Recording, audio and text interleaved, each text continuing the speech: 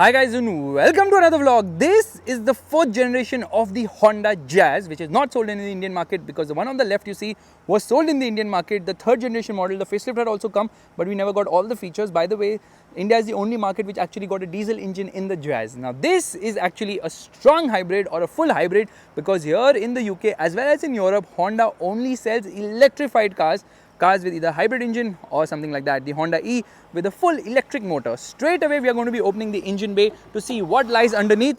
And as soon as I open the engine bay, the engine shut off because this is obviously a strong hybrid, so it's working on electric power right now.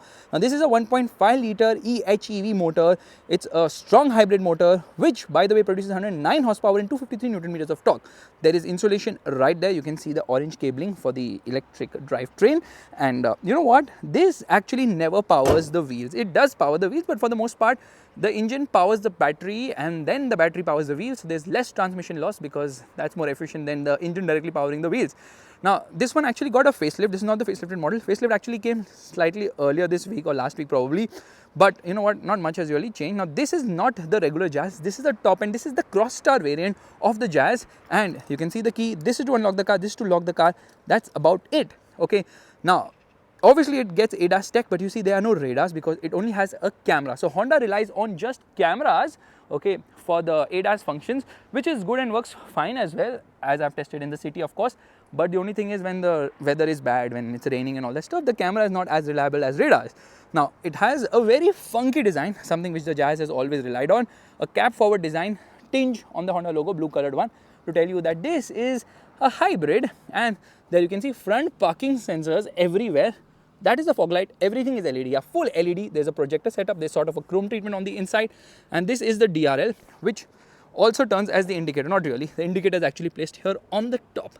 Now this is a very cute looking car. I really like the Jazz. I think it's a very practical car. Here in the UK, you do not get the city because the Jazz is enough to do the duty of both the cars. And from the side, yeah, the length is okay, fine, it's not that long, but it is a very spacious car. You get privacy glass at the rear, so rear windscreen is actually finished in sort of black to cut out the sun and to give you privacy. Request sensors here, okay, you've not got the blind spot monitor or something of that sort, or you know, that blind spot monitoring bliss they call it. Okay, there's nothing here, no camera, none of that. These seem very much functional because these roof rails seem very strong. You get a shark fin antenna finished in gloss black of course, and at the rear it looks fantastic. I really like the way the Jazz's design has been done. It's an evolutionary design since the first generation model came in India. The first generation was sold in India. I think the second generation became Gaib, then the third generation came in India of course. You see, these are actually the rear fog light, says EHEV, and this is actually bulb, so it's not an all electric or rather all LED light at the rear. Again, that blue tinge, massive windscreen. There is a camera. No, that's not the camera, that's a screw. Rear wiper washer, car is a bit dirty. There is actually the camera, and you've got rear parking sensors. Faisal Khan's fingers of truth, always hunting for the exhaust. Where is it? Not here. There is the exhaust of the vehicle. So because this is the Jazz Crosstar, it's got black colored bumpers at the front as well as the rear and some amount of funky bits. So Jazz Crosstar is written right there. Okay, these are reflectors of course. So you can see that black color cladding going through the car. That is for the Jazz Crosstar. Straight away let's go to open, straight away let's open the boot. Why am I eating my words? Maybe I'm hungry. There you can see boot is okay, it's not that big. You know why? That battery actually eats into space right there. In fact, there is some storage space here. Light placement right there. That's about it. Obviously 60-40 reclining seats, which is kind of nice. And some really interesting way of seating in this car, which brings me to the rear. For starters, okay, the wheels seem a bit small because they are 185, 50, 15 is the size of the tires. Obviously you get rear discs as well. I like the design of the alloy wheels. They kind of look good. Okay, let's get to the rear. Okay, here is where actually the fuel goes, and it opens without having to open it from the inside. It's kind of weird considering the HRV has a button to open this fuel lid. Door pockets are not that big. You get this piano black finishing. Now you can see seats are nice and comfy. They're not leather, they're fabric of course, and there's good amount of space on offer as well. I can recline the seat like this, okay, and oh god, this headrest always comes in my way. There you can see it folds flat, so you can carry a house. But you're like, no, I want to carry some plants. What do? No problem, you can lift it like this also. So magic seats are actually there in this car, which is quite nice because it really increases the space at the rear. Fantastic, I love it. Okay, scooped out seat back is here. Got a magazine holder. You've got twin USB charging sockets, regular USB, and almost a flat floor. Yeah, this is flat. 3 people can comfortably sit in. but there are no rear AC vents. Height adjustable seat belts for the front, of course. There's a handle to hold on to. There's a light placement here on the top, and headroom is adequate enough, I would say. Now the thing is that everybody gets a head. Yes, that's right. Everybody gets a headrest, which is adjustable as well. It's kind of cool. And this is an armrest or what? I think this should open. Okay, I need to figure this out. No, it will not open, Faisal. This is fixed. So there is no center armrest. This gave me a design of an armrest, but no, that's not happening. Isofix child seat mounts, of course. And there you can see the dashboard actually looks very nice, funky and impressive. It says center airbag here. So it's got plenty of airbags as well. What a beautifully practical car. I'm so impressed by the Jazz. I have no words for it. I don't know how Honda managed to make such a well-packaged car. In terms of hatchbacks, nothing is more practical than a Jazz. Period. No two ways about it. Okay. Now, you can see, you can adjust the height of the seatbelt like this. It says side airbag right there. Door pockets are decent size, not very big. Now, here, one touch, up and down power windows at the rear. Doesn't go completely down, but yes, one touch. These are the controls for the outside rear view mirror adjustment, and this is to unlock and lock the car as well. Nice fabric finishing, hard plastics. Not really very hard, but definitely on the harder side. Here, you get parking sensors. This is for the Honda sensing. This is for traction control, this is for the headlight leveler. There's some storage space here, right in front of the AC vent, so you can keep a bottle which will get cooled. This is the engine start button, and the seats are really nice and comfy. But there is no sunroof here. Yeah, there is no sunroof. In fact, sunroof is not very important in the UK. That's the reason. Even the HRV does not get a sunroof. Quite surprising, I know. Now, first things first, let's shut the indicators. There's a glove box here. See the size of the manual, it's huge. There's another storage space here. How practical can this car get? There's some storage space there as well. This is a 9-inch screen. This seems to be a 7-inch screen, which is kind of chinto minto. I love the steering. It reminds you of the pre-facelift version of the last generation of the Mercedes S-Class. Yes, or maybe the Skoda Kushaq right now, because it gets 2 spokes. It's so nice to use. It's fantastic. Only automatic gearbox option available here.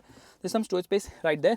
12-volt charging socket, 2 USB charging sockets, tells you if the airbag of the passenger is on or off.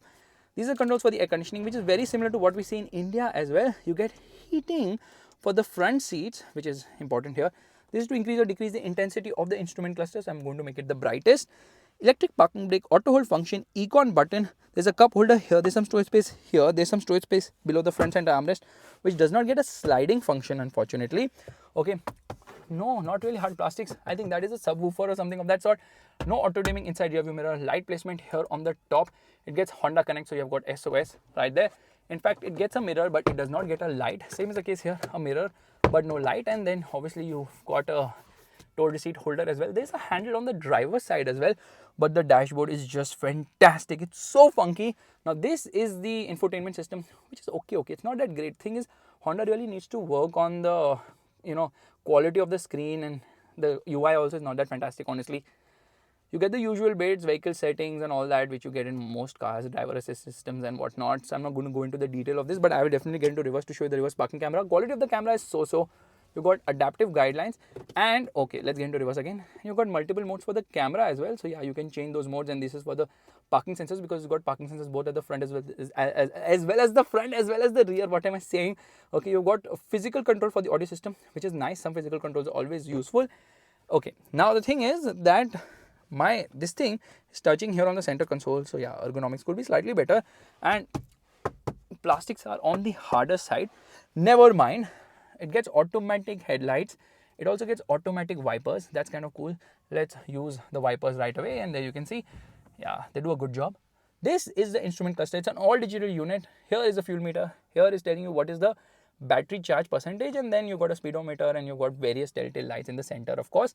Let me do one thing. Let me actually turn off the car. Here, turn off the car, and let me turn on the car, and there it shows you so much data. Yeah, there it turns on. Okay. It's on right now. You can't hear it because obviously it is a strong hybrid. Now these are the controls for the cruise control. It has got lane keep assist. It's got adaptive cruise control. So all those buttons are here. These are the buttons for the audio system. And yeah, these are the controls for the wipers, and everything is very ergonomically sorted. This thing is a bit big, the A-pillar. It says side curtain airbag right there. You see that quarter glass is huge. So once you get used to it, it will not be a problem. But people who are driving it for the first time will take some time getting used to, because this is a very different kind of a design, not something which you usually see. Tweeters are placed here.